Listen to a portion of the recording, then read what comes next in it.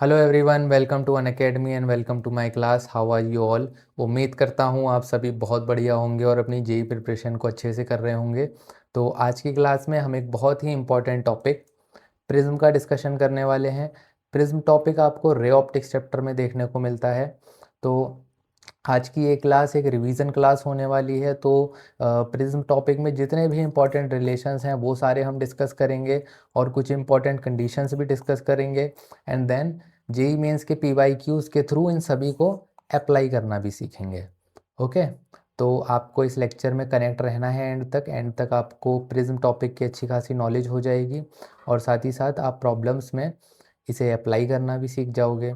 Okay, तो बिना देरी किए स्टार्ट करते हैं अपना टॉपिक। जैसा कि आपको ये एक प्रिज्म दिख रहा है। ओके, प्रिज्म किसका बना होता है? ग्लास मटेरियल का बना होता है। और यहाँ पर देखो एंगल ए है। एंगल ए क्या होता है आपका? Angle of prism. इसे एपेक्स एंगल भी बोला जाता है। कई बार प्रॉब्लम्स में आपको मिल जाएगा लिखा हुआ एपेक्स एंगल, तो हमें कंफ्यूज नहीं होना है, वो सिंपली एंगल ऑफ प्रिज्म ही है। ओके, तो देखो यहाँ पर हमारे पास ये इंसिडेंट लाइट रे आई। ओके, अब क्योंकि ये रेयर मीडियम है, हम एज्यूम कर लेते हैं कि कहीं एयर से ग्लास में एंटर कर रही है। तो एयर से आपकी ग्लास में एंटर करी तो रेयर से डेंसर मीडियम जब गई तो क्या होगा? आपकी जो बेंडिंग है वो टूवर्ड्स नॉर्मल होगी। ये देखो डॉटेड लाइन से मैंने नॉर्मल को रिप्रेजेंट किया है, टूवर्ड्स नॉर्मल हुई। ओके, अब देन ये तो रही फर्स्ट रिफ्रैक्टिंग सरफेस की बात। कौन सा सरफेस है ये? First refracting surface. जब सेकंड रिफ्रैक्टिंग सरफेस पे आएगी ये, तो सेकंड रिफ्रैक्टिंग सरफेस के लिए देखो ये लाइट रे ग्लास से एयर में मूव करी तो इसकी जो इसका जो बेंडिंग है वो किधर हुई? Away from the normal. Okay, तो ओवरऑल देखा जाए इस कंडीशन को हम अगर ऑब्जर्व करें तो इंसिडेंट रे को जाना तो था ऐसे, ठीक है, बट जो जो इसकी बेंडिंग हुई, बेंडिंग की वजह से ये ऐसे चली गई। तो ओवरऑल बेंडिंग कितनी हुई? ये जो भी एंगल आया इसके इक्वल इसकी बेंडिंग हो जाएगी। ठीक है, इसे हमने डेल्टा से रिप्रेजेंट कर दिया और इसे ही हमने क्या बोल दिया? डेविएशन या तो फिर एंगल ऑफ डेविएशन। ओके, तो एंगल ऑफ डेविएशन किसके इक्वल होता है? Angle of incidence plus angle of emergence. ये क्या होता है? ई को क्या बोलते हैं? Angle of emergence. ठीक है, और ये रे होती है emergent ray. And minus A, A angle of prism. तो ये डेविएशन का सिंपल सा हमारा फॉर्मूला होता है। एंड देन ए के और आर वन आर टू के बीच में हम रिलेशन फाइंड आउट करें तो ये आएगा, ये हमारे आर वन है और ये क्या है? आर टू है। ठीक है, तो अगर आपका angle of incidence and angle of emergence equal हो जाता है तो ये, और यहाँ पर R1 और R2 की वैल्यू भी इक्वल हो जाती है, तो यहाँ पर हमें डेविएशन कैसा मिलता है? मिनिमम डेविएशन, जिसकी वैल्यू होती है आपकी इक्वल टू 2i माइनस ए। ठीक है, क्योंकि आई ई इक्वल हो गया, देखो इस फॉर्मूले में पुट कर दो और R की वैल्यू आपने पुट करी। R कितना हो जाएगा यहाँ पर? 2R हो जाएगा, ये ऐड होके R1 R2 सेम है तो 2R के इक्वल हो गए। और R की वैल्यू क्या आई है? a/2, तो ये क्या आ गया? माइनस ए। ठीक है, स्नेल्स लॉ का यूज करोगे आप फर्स्ट रिफ्रैक्टिंग सरफेस पे तो आपको ये एक्सप्रेशन देखने को मिल जाएगा। ठीक है, अब देखो इसके ग्राफ को डिस्कस करते हैं। तो ये हमारा एंगल ऑफ इंसिडेंस है, ये एंगल ऑफ डेविएशन है। ठीक है, तो यहाँ पर इनका सिंपली वेरिएशन बताया है कि कैसे कैसे आप जैसे एंगल ऑफ इंसिडेंस को इंक्रीज करते जाओगे तो देखो एंगल ऑफ डेविएशन पहले तो डिक्रीज करेगा देन इंक्रीज करेगा। तो इससे हमें ये पता चल गया कि जैसे कि आप यहाँ पर ऑब्जर्व करो तो आ, जब एंगल ऑफ इंसिडेंस 40 डिग्री है तो, और जब ये कितना है यहाँ पर, हम एज्यूम कर लेते हैं ये 70 है। ठीक है, तो 40 और 70 पे देखो सेम वैल्यू आ रही है एंगल ऑफ डेविएशन की। तो इससे हमें ये कंक्लूज़न मिला कि यहाँ पर जो डेविएशन होता है, डेविएशन हमें दो दो वैल्यूज़ पे सेम देखने को मिलता है, ठीक है। एंगल ऑफ इंसिडेंस की टू वैल्यूज़ पे हमें सेम देखने को मिलता है। और एक यहाँ पर देखो, यहाँ पर एक बार देखने को मिलेगा, बट ये कौन सी कंडीशन होती है, जब आपका I is equal to e हो जाए, angle of incidence equal to angle of emergence. और जब ये इक्वल होते हैं तो क्या होता है, देखो हमने यहाँ पर भी देखा, जब ये इक्वल होते हैं तो हमें क्या मिलता है, मिनिमम डेविएशन। तो यहाँ पर क्या आ जाती है हमारे पास, ये जो एंगल आता है ये क्या आता है, मिनिमम डेविएशन का, ठीक है। बात करते हैं थिन प्रिज्म की अब। थिन प्रिज्म मतलब जिसका आपका एंगल ऑफ प्रिज्म स्मॉल हो, ठीक है। एंगल ऑफ प्रिज्म स्मॉल हो तो ये थिन प्रिज्म का केस बनता है। तो इसमें डेल्टा की वैल्यू क्या हो जाती है, equal to a bracket mu minus one, ठीक है। ये रिलेशन मिला हमें। अब अगर डिस्पर्सिव एंगल की बात करी जाए, डिस्पर्सिव एंगल क्या हुआ, देखो ये हमारी क्या है, ये वाइट लाइट इंटर करी, ये क्या है, वाइट लाइट। वाइट लाइट जब इंटर करती है तो ये ड्यू टू डिस्पर्जन आपकी स्प्लिट हो जाती है 7 कंपोनेंट कलर्स में। तो मैंने यहाँ 7 तो नहीं बनाए हैं, बट जो एंड के कलर्स थे वॉयलेट एंड रेड वो ड्रॉ कर दिए हैं। और बीच में क्या हो जाएगा आपका, ये विबग्योर की सीरीज़ आ जाएगी, ठीक है। विबग्योर की सीरीज़ आ जाएगी, ओके। तो ऑब्वियसली रेड का डेविएशन देखा जाए तो थोड़ा कम हुआ है, वॉयलेट ज़्यादा डेविएट कर गया है, ठीक है। तो डिस्पर्सिव एंगल क्या होता है, difference between delta of v minus delta of r. V क्या है वॉयलेट, आर क्या है रेड। तो जब आप इसमें ये रिलेशन पुट करोगे तो इसकी वैल्यू क्या आ जाएगी, ये आ जाएगी, ठीक है। और अगर हम mean value of deviation angle की बात करें तो ये कितना हो जाएगा, delta we plus delta R upon two. Dispersive power क्या होती है, dispersive angle upon mean deviation, ठीक है। और एक बहुत ही इम्पोर्टेंट यहाँ पर केस होता है हमारा, नो नेट डेविएशन जब ज़ीरो हो जाए, ठीक है। तो इस ये नेट डेविएशन कैसे ज़ीरो करा जाता है, आप दो प्रिज्म लो और उन्हें इस तरीके से प्लेस कर दो एक दूसरे के अबाउट, ठीक है। तो यहाँ पर आपका जो नेट डेविएशन है वो ज़ीरो है। इट मीन्स ये वाली रे और ये वाली रे एक दूसरे के पैरेलल हो गई, ये दोनों पैरेलल हो गई, मतलब देखा जाए तो ये बराबर डेविएट करी हैं, ठीक है, इक्वली डेविएट करी हैं।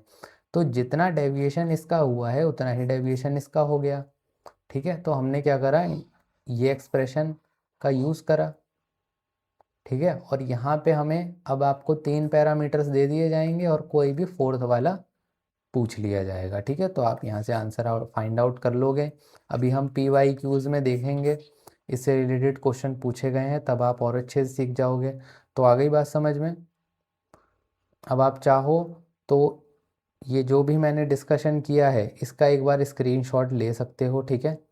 इसका एक बार स्क्रीनशॉट ले सकते हो आप, क्योंकि ये बहुत ही इम्पोर्टेंट रिलेशंस हैं जो कि जेई में पूछे जाते हैं। अब हम आते हैं मेन प्रॉब्लम्स डिस्कशन पे। सो ये हमारे पास फर्स्ट क्वेश्चन है, ठीक है। आई होप विजिबल होगा, ये विजिबल है आप सभी को। सो यहाँ पर हमें एक प्रिज्म गिवन है,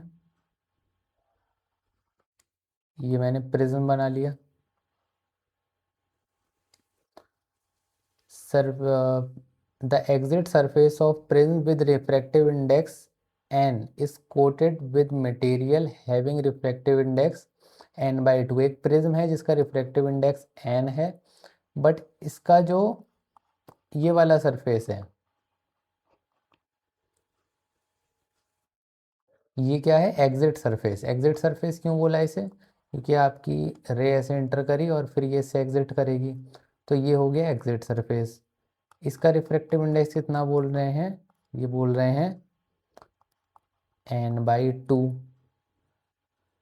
When the prism is set for minimum angle of deviation, it exactly meets the condition of critical angle. Okay, यानी कि यहाँ पर दो कॉन्सेप्ट का हमें अप्लाई करना है। एक तो प्रिज्म हम जो पढ़ रहे हैं अभी, और जो क्रिटिकल एंगल आप इससे पहले पढ़ते हो टॉपिक। तो देखो, ये रे आएगी इस तरीके से, और ये अगर इस सरफेस के थ्रू ग्रेज करती हुई मूव कर जाए तो इसी को हम क्या बोलते हैं, क्या बोलते हैं इस एंगल को? Critical angle. ठीक है, अगर इससे थोड़ा सा भी ज़्यादा हुआ एंगल तो आपकी रे रिफ्लेक्ट बैक कर जाएगी। ठीक है, तो टोटल इंटरनल रिफ्लेक्शन वाली कंडीशन लग जाएगी।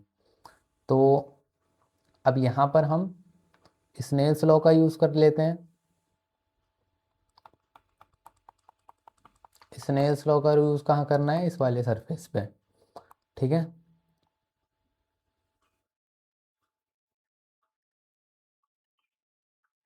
आपको फाइंड क्या करना है यहाँ पर? ए, एंगल ऑफ प्रिज्म। ओके, तो देखते हैं कैसे फाइंड आउट करेंगे हम। स्नेल्स लॉ का यूज़ कर दो। ये आर कंसीडर कर लो। आर किसके इक्वल है देखा जाए तो? आर इक्वल है आपका क्रिटिकल एंगल के। ठीक है, तो स्नेल्स लॉ हम लगा देंगे यहाँ पर n/2, और ये एंगल कितना बन रहा है? ये तो 90 डिग्री बन रहा है। सो ये कितना हो गया? Sine 90 degree. तो साइन आर की वैल्यू कितनी आ गई? साइन 90 तो 1 होता है, तो ये आ गई 1/2। तो आर किसके इक्वल हो गया?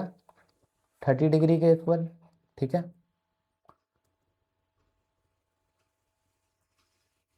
आर हो गया 30 डिग्री के इक्वल। अब आपको पता है, हमने जस्ट अभी डिस्कशन किया, मिनिमम एंगल ऑफ डेविएशन बोला गया है यहाँ। तो मिनिमम एंगल ऑफ डेविएशन के लिए हमारे पास क्या क्या कंडीशन होती हैं? आई इज इक्वल टू ई और R1 = R2, यानी कि A/2। ठीक है, ये देखा जाए तो हमारा R2 ही तो है, ये R2 ही तो है। ठीक है, R2, और R1 किधर होता है? R1 इधर होता है, R1। ठीक है, तो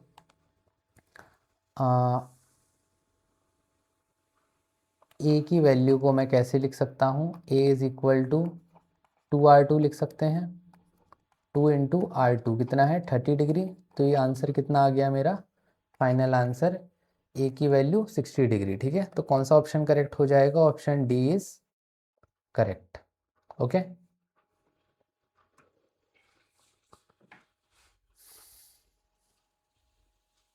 तो आई होप आप लोगों को क्लियर होगा। जेई मेंस 2026 का ये क्वेश्चन देखो डिस्कस किया, जस्ट रिसेंट ईयर में पूछा गया था ये। अब हम बढ़ते हैं नेक्स्ट क्वेश्चन की तरफ। नेक्स्ट PYQs हम क्यू है हमारा जेई मेंस 2024 का। तो यहाँ पर आपको रिफ्रैक्टिव इंडेक्स ऑफ प्रिज्म दिया है cot A/2, where A is the angle of prism, then angle of minimum deviation will be। ठीक है, तो मिनिमम डेविएशन के लिए क्या कंडीशन होती थी हमारे पास?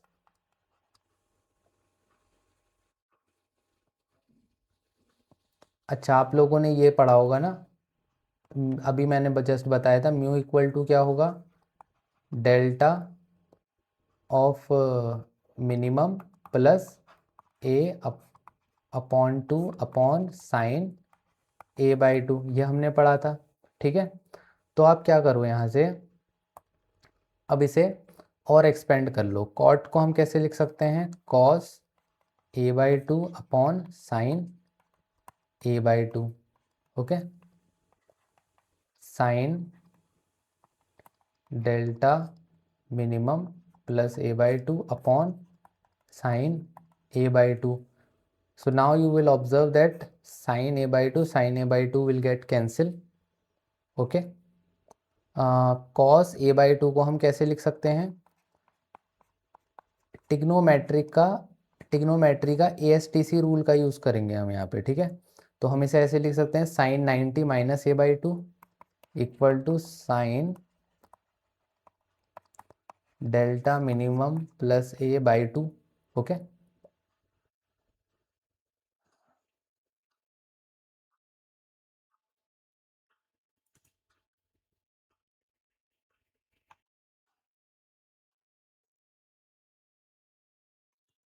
तो आप क्या करो, सिंपली एंगल्स को एक दूसरे से कंपेयर कर लो।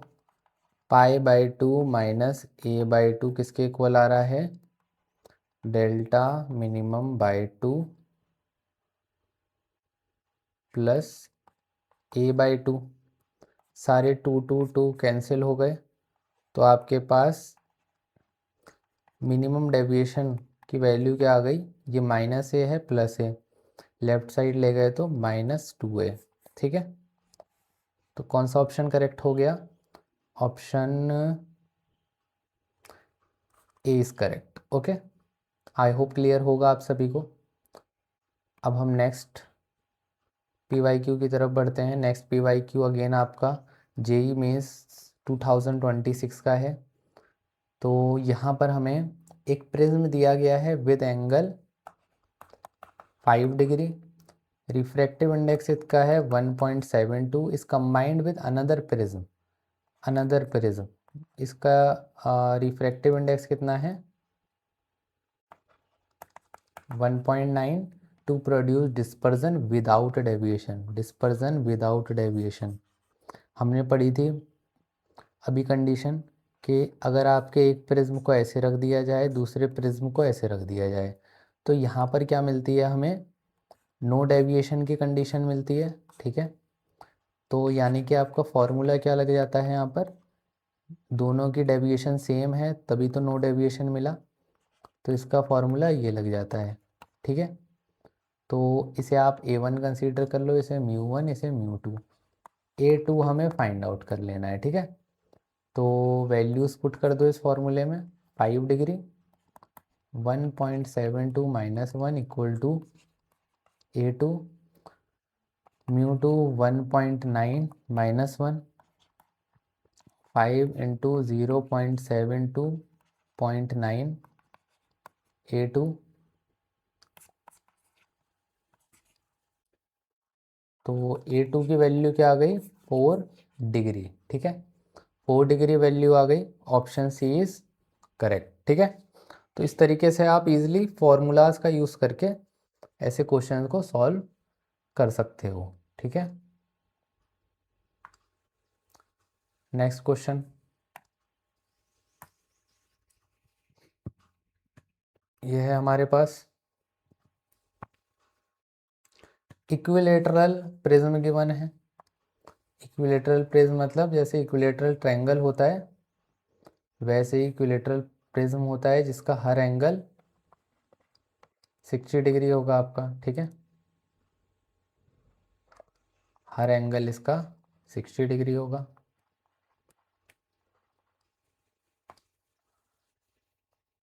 Refractive index √2, ray of light is incident on its one surface at certain angle I. ठीक है, हमने एंगल आई पे इंसिडेंट करा दिया।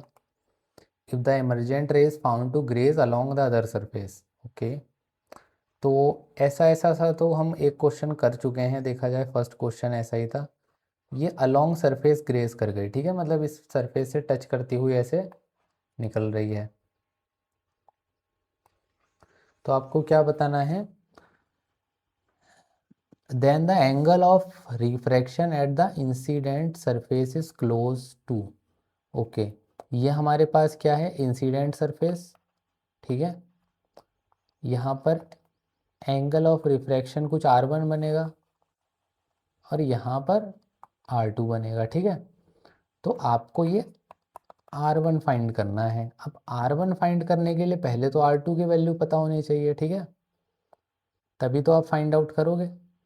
तो देखो यहाँ पर ये अलोंग सरफेस ग्रेस कर रहा है, मतलब इधर तो कंफर्म है 90 डिग्री बनेगा। तो आप क्या करो, स्नेल्स लॉ लगा दो इस वाले सरफेस पे, क्या हो जाएगा, √2 साइन R2 इक्वल टू 1।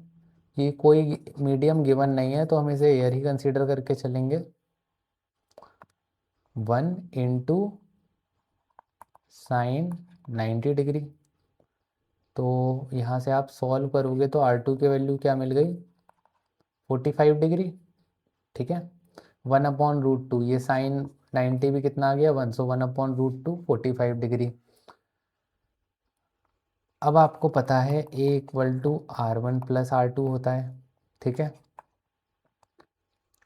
तो मुझे तो R1 फाइंड आउट करना है। R1 की वैल्यू क्या हो जाएगी, A माइनस R2। ए किसके इक्वल है, 60 डिग्री के। R1 की वैल्यू है, सॉरी R2 की वैल्यू है 45 डिग्री। तो ये कितना हो गया, 15 डिग्री। ठीक है, 15 डिग्री इसका आंसर हो गया, यानी कि option B. Okay,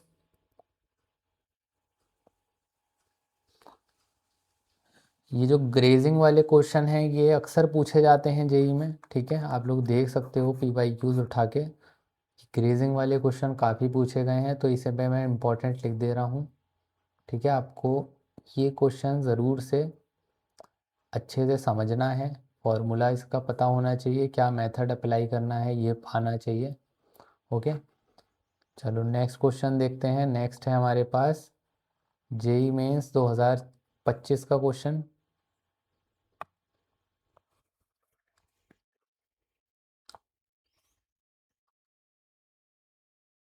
refractive index of glass prism कितना दिया है, √3। The angle of minimum deviation is equal to angle of prism. Delta minimum की वैल्यू एंगल ऑफ प्रिज्म के equal I. What is the angle of prism. ठीक है,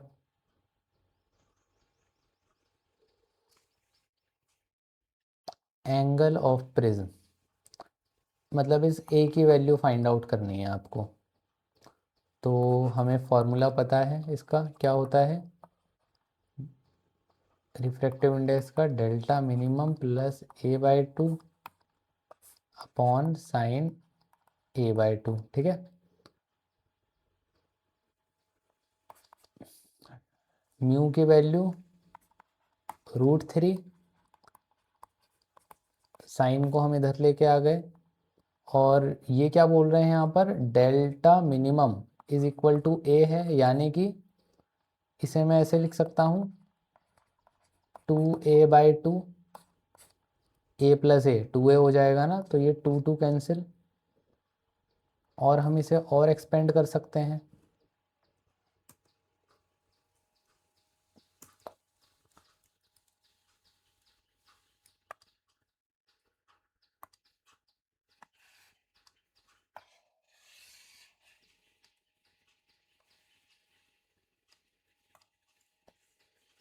और expand करके कैसे लिख सकते हैं इसे, equal to 2 sine A/2 cos A/2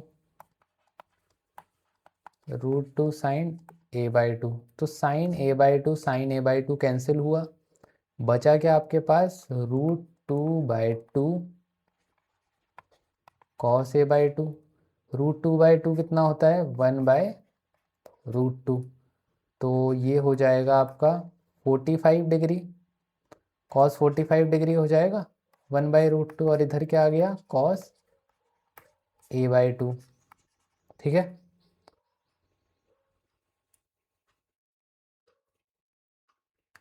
sorry √2 नहीं है, √3 है, सॉरी माय बैड, √3 होगा यहाँ पर।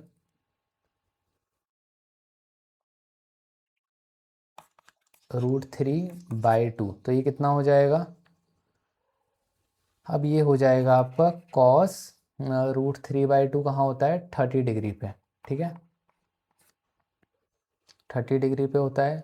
तो आप एंगल्स को कंपेयर कर लो यहाँ से, तो ए की वैल्यू क्या आ गई, 60 डिग्री। ठीक है, एंगल हो गया 60 डिग्री के इक्वल, यानी कि first option is correct.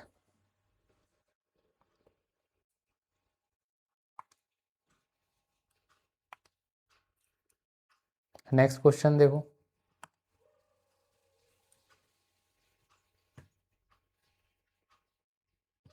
Next question है हमारे पास जेई मेंस 2021 का।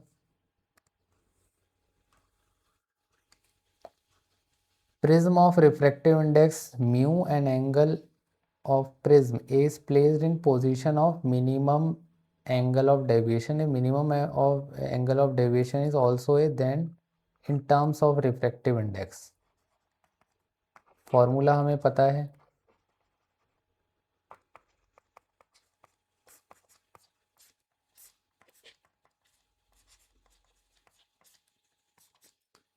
मिनिमम एंगल ऑफ डेविएशन क्या बोल रहे हैं, इज ऑल्सो ए, ये भी ए हो गया आपका, तो ये कितना हो जाएगा साइन ए, 2a/2 ए हो गया, ये क्या हो गया साइन a/2।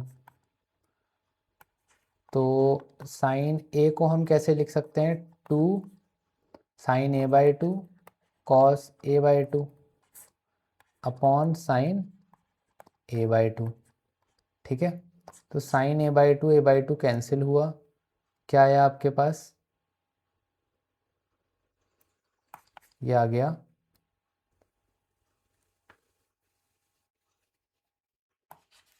μ/2 कॉस a/2, इधर कॉस इनवर्स में गया, μ/2 इक्वल टू ए, तो ए किसके इक्वल आ गया, 2 कॉस इनवर्स μ/2, ठीक है। कौन सा ऑप्शन मैच कर रहा है, ए ऑप्शन इज करेक्ट, ठीक है।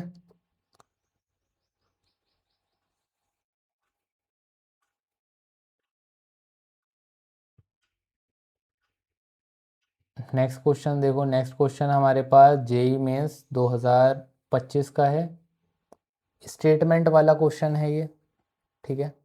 तो स्टेटमेंट वाले क्वेश्चन से भी हमें काफ़ी कुछ सीखने को मिलता है।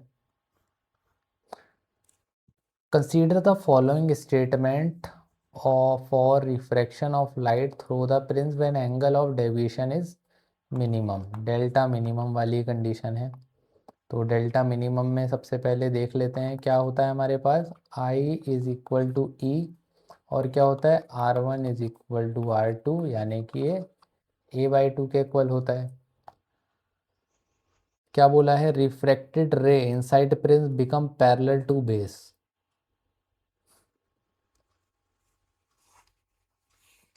Obviously I is equal to E है, तो जितना ये एंगल है उतना ही हमारा ये भी है। तो हाँ, जब I इज इक्वल टू ई होगा तो ये जो ये बेस हुआ आपका, ये बेस हुआ, और ये हमारा रिफ्रैक्टेड रे हुई, ठीक है, इनसाइड प्रिज्म। तो ये दोनों ही देखा जाए तो इक्वल है, क्योंकि आपके एंगल यहाँ पर इक्वल हैं, ठीक है, आई इक्वल है, ई इक्वल है, ये इक्वल है, तो ऑब्वियसली आपका R1 R2 भी इक्वल होगा, R1 R2 भी इक्वल होगा, ठीक है। तो इसलिए first is correct. Next, larger angle of prism provide smaller angle of minimum deviation. Minimum angle of deviation का फॉर्मूला क्या होता है, 2i - a।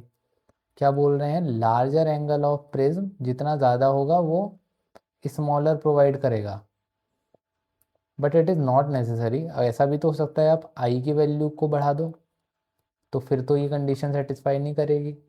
तो ये डिपेंड आपका आई पे भी कर रहा है, ठीक है, आई भी तो आप चेंज कर सकते हो।